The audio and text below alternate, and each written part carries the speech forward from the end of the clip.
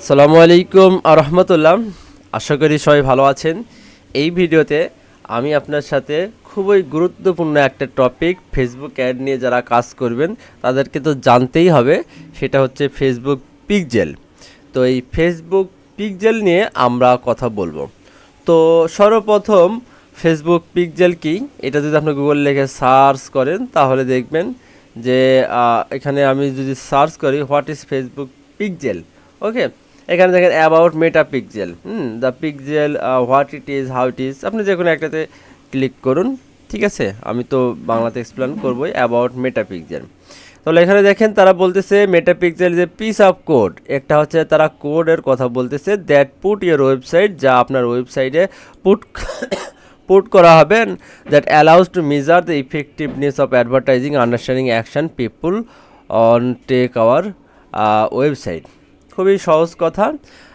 Pixel হচ্ছে একটা code, যে কোডটা আপনার ওয়েবসাইটের মধ্যে বসানো হবে। বসালে কি হবে, যে কোনো একটা মানুষ আপনার ওয়েবসাইটে ভিজিট করলে আপনি তাকে খুব সুন্দরভাবে ট্যাগ করতে পারবেন। আমি জাস্ট আপনাকে এক্সাম্পল হিসাবে এখানে দেখি, আপনার 10 MS স্কুল, হ্যাঁ, আমি যদি 10 MS স্কুল যদি লিখি তাহলে দেখেন যে তাদের একটা অ্যাড্রেস দিচ্ছে, আমি অ্যাডে ক্লিক না করি। এখানে দেখেন 10 মিনিট স্কুলে আমি আসতেছি, দেখেন এদের অলরেডি অনেকগুলো পিক্সেল আছে। এখন এই পেজে আসছি, এখানে পেজ ভিউ হয়েছে, আমি এখান থেকে যদি একটা কোর্স কিনতে চাই, হ্যাঁ, তাহলে সেই কোর্সের এই পেজ ওরা ট্যাগ করবে। সাপোজ আমি এখান থেকে আরেকটা পেজে যাচ্ছি, এখানে এইচএসসি, এটা বিস্তারিত আমি দেখতে চাচ্ছি। তারপর আমি কি কি অ্যাকশান নিচ্ছি, কোথায় কোথায় যাচ্ছি, everyone they track through the Facebook pixel. একটা ওয়েবসাইটে যদি পিক্সেল বসানো থাকে তাহলে আপনি ওয়েবসাইটের কোন কোন পেজ ভিজিট করতেছেন, কী কী অ্যাকশান নিচ্ছেন, কয়টা কোর্স কিনতেছেন, এই সব কিছু ফেসবুক ট্র্যাক করতে পারবে। ট্র্যাক করলে কি হবে, ট্র্যাক করতে পারলে আপনাকে ফেসবুক রেজাল্ট দেখাবে যে তুমি যে অ্যাডটা রান করেছো সেই অ্যাডের মাধ্যমে তোমার এতগুলো সেলস আসছে, এতগুলো ইভেন্ট ঘটেছে, এতগুলো পেজ ভিউ আসছে, এতগুলো অ্যাড টু কার্ড আসছে। এই জিনিসগুলো ফেসবুক ট্র্যাক করতে পারবে, না হয় ট্র্যাক করতে পারবে না। আপনাকে সিম্পলি যদি আপনি একটা কনভারসেশন বা সেলস অ্যাড ক্যাম্পেইন রান করতে চান আপনার ওয়েবসাইটে, তাহলে আপনাকে অবশ্যই ফেসবুক পিক্সেল সেট আপ করে রাখতে হবে। আমি জাস্ট সিম্পলি আপনাকে দেখাচ্ছি, যদি আমি কনভারসেশন এবং সেলস অ্যাড ক্যাম্পেইন রান করতে চাই তাহলে ফেসবুক আগে বলবে তুমি আগে পিক্সেল সেট আপ করে আসো ভাই, না হলে আমি কয়টা সেলস হবে সেটা আমি ট্যাগ করতে পারবো না, আমি তোমার এই অবজেক্টিভকে তাহলে ফুলফিল করতে পারবো না।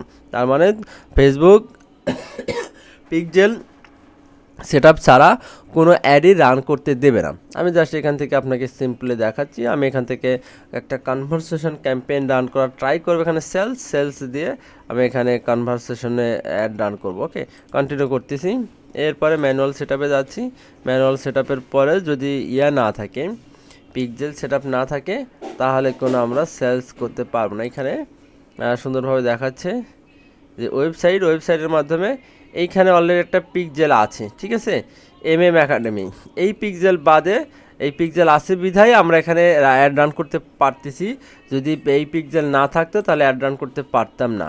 আমি আরেকটা অ্যাড অ্যাকাউন্টে যেটাতে পিক্সেল নাই সেটা থেকে একটু দেখানোর ট্রাই করি। আমি এইটাতে একটু দেখব। পিক্সেল সেট আপ না থাকলে তারা অ্যাড রান করতে দেবেই না, ঠিক আছে। এইটা হচ্ছে যে মেইন বিষয়। আমরা দেখি এটাতে পিক্সেল সেট আপ করা আছে কিনা।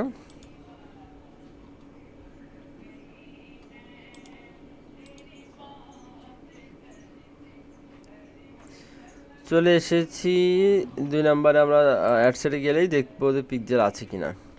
আমরা যদি ওয়েবসাইট দিই, এই যে ওয়েবসাইটে যখনই আমরা দেব তখনই তারা কি বলবে যে Meta pixel is required to publish to set up your pixels with different optimisation to landing page. মানে আপনার পিক্সেল ছাড়া আপনি অ্যাড রান করতে পারবেন না।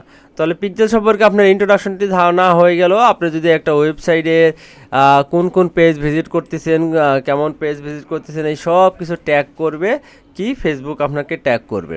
এই কারণেই আপনাকে কি করতে হবে, আপনাকে এই মেটা পিক্সেলটা আপনার হচ্ছে যে সেট আপ করতে হবে।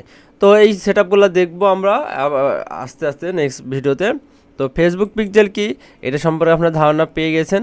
তো এটা সম্পর্কে বিস্তারিত এবং সেটআপ সব কিছু আমরা দেখাবো ইনশাল্লাহ সামনের ভিডিওতে। সেই পর্যন্ত সবাই ভালো থাকবেন। আসসালামু আলাইকুম আ রহমতুল্লাহ।